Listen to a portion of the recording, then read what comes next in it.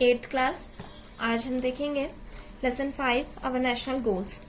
तो आपको इसके पहले के 2 चैप्टर्स नहीं करने हैं, 3 और 4। अब हम देखते हैं हमारे नेशनल गोल्स क्या क्या हैं। तो हमारे नेशनल गोल्स होते हैं secularism, national unity, freedom, equality, social harmony and international peace and corporation. Achievement of national goals, हमें हमारे गोल्स को अचीव करने के लिए क्या क्या चाहिए होता है। तो यहाँ देखते हैं, in our country democratic government has been establish according to the Indian constitution. In this process the government is elected by the people. इस प्रोसेस के लिए जो गवर्नमेंट है वो पीपल मतलब लोगों को इलेक्ट करती है। जैसे हमारे इंडिया में इलेक्शंस होते हैं तो इसी के थ्रू लोगों को इलेक्ट किया जाता है, फिर वो लोग हमारे नेशनल गोल्स को फॉलो करते हैं। तो सबसे पहले हमारे पास डेमोक्रेसी। डेमोक्रेसी क्या होता है? Democracy actually meaning every citizen should have equal rights and freedom. Democracy में हर जो सिटीजन है, कोई भी जो लोग हैं, वो अपने इक्वलिटी और फ्रीडम जो 2 राइट्स है उनके अकॉर्डिंग यहाँ पे स्टे करते हैं। Democracy is that form of government in which people directly or indirectly elected. Directly और indirectly elected means जैसे जो हमारे elections होते हैं तो उसके थ्रू directly और indirectly connect होते हैं। तो freedom में ये आता है हमारा, there are many types of freedom. It can be taken as individual freedoms, civic freedom, political freedom, economic, social and religious freedom. यहाँ पे सभी टाइप्स के फ्रीडम्स आते हैं, जैसे कि political freedom, civic freedom, economics, हमको हर तरह की यहाँ पे फ्रीडम मिलती है। Equality, the equal opportunity begin made available by the state for overall development of citizen is called equality. यहाँ पे जो हमको इक्वलिटी अपॉर्चुनिटी मिलती है वो हमको अवेलेबल होती इजिली। जैसे स्टेट, जो भी हमारा स्टेट है उसके थ्रू जो भी डेवलपमेंट होता है, वैसे जैसे यहाँ पे दिया हुआ सोशल इक्वलिटी, पॉलिटिकल इक्वलिटी और इकोनॉमिक इक्वलिटी। जो भी चेंजेस आते रहते हैं स्टेट में, जैसे गवर्नमेंट चेंज होती है और इकोनॉमिक कंडीशन जो भी चेंज होती है, तो उसके अकॉर्डिंग हमको यहाँ पे फ्रीडम भी मिलती है। इम्पोर्टेंस ऑफ इक्वलिटी, अब इक्वलिटी के इम्पोर्टेंस क्या होते हैं? Discrimination ends when there is equality. Equality is necessary to safeguard freedom. Equality is important for overall development of citizen. Equality is also necessary for free and fair justice. फिर आता है हमारा secularism. तो secularism होता है secular state provides freedom to follow any sect and religion to all the citizen. यहाँ पे जो सेकुलर स्टेट होते हैं, जैसे हमारा इंडिया जो है वो सेकुलर स्टेट और डेमोक्रेटिक दोनों कंट्री है।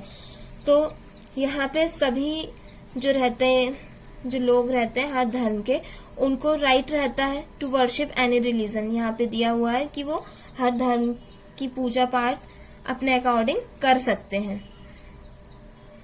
फिर हमारा पार्ट बी में आता है डेमोक्रेसी एंड सिटीजन। तो डेमोक्रेसी एंड सिटीजन में आता है हमारा एडल्ट फ्रेंचाइज। तो एडल्ट फ्रेंचाइज क्या होता है और वो क्या कहलाते हैं? तो एडल्ट फ्रेंचाइज हम उन्हें कहते हैं जो 18 इयर्स ओल्ड रहते हैं, जिनको बालिग कहा जाता है। वो उन्हें अपना राइट होता है कि वो वोट दे सकते हैं। जैसे जो भी इंडियन सिटीजन है वो अगर 18 इयर्स ओल्ड है तो उन्हें राइट है कि वो अपना वोट दें। तो ये होते हैं हमारे adult franchise. Voting is the most important right of all citizen. जो वोटिंग होती है वो हमारे इंडियन सिटीजन के लिए बहुत इम्पोर्टेंट होती है।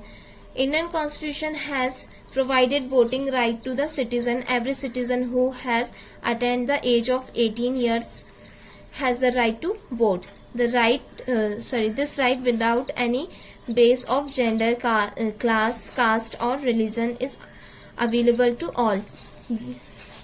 तो यहाँ पे जो 18 इयर्स ओल्ड हो जाते हैं वो उन्हें गवर्नमेंट जो है वो राइट देती है कि आपको वोट करने का अधिकार है, बिना किसी भी जेंडर, क्लास, कास्ट और रिलीजन के। हर धर्म के लोग यहाँ पे उनको राइट होता है कि वो अपना वोट दे सकते हैं। तो हमारा चैप्टर यहाँ कंप्लीट होता है। फिर यहाँ दिया हुआ है 6 फंडामेंटल राइट्स। तो ये आप लोगों ने लास्ट क्लासेस में भी पढ़ा है कि फ्रीडम, हमारे फंडामेंटल राइट्स क्या होते हैं। तो फंडामेंटल राइट्स में होता है first right to equality, right to freedom, right against exploitation, right to freedom of religion, cultural and educational right, right to constitution remedies. तो बस इतना ही है इस चैप्टर में। यहाँ पे हमारा चैप्टर कंप्लीट हुआ। अब हम देखेंगे एक्सरसाइज।